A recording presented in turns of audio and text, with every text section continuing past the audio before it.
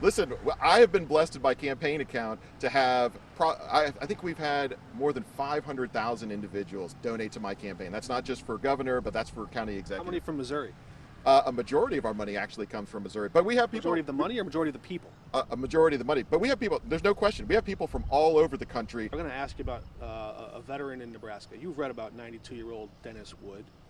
You know that he clicked on an email. He liked something you said one time. Maybe Yeah. it was something about you supporting President Trump, but he didn't know that month after month you were going to come back and take more out of his bank account. Man to man, have you made things right with Dennis Wood? Have you paid him back? Yeah, well, actually, in that particular case, we did restore everything. But honestly, nobody can sign up for a donation to my campaign without specifically giving permission to take every donation. Yeah, but that that's we in the solicit. fine print. No, Is no, that no, fair? no. It can't be just a fine print. It has to be on every single one. And by the way, like I said, Mark, I have over 500,000 individuals that have donated to my campaign.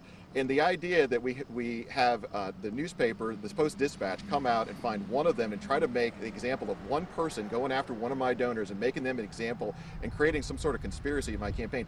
This is an effort, actually, I think that's being pushed by my opponents. The reality is my opponents would be better off talking, if they actually ever did talk to my donors, which they don't, they would be better off talking to them. And if they would talk about the ideas that I'm talking about, maybe my donors would be their donors. So listen, I'm proud and appreciative of every dollar that's coming to my campaign, and it's allowing us to run one of the best run campaigns with the best message right here in St. Charles County.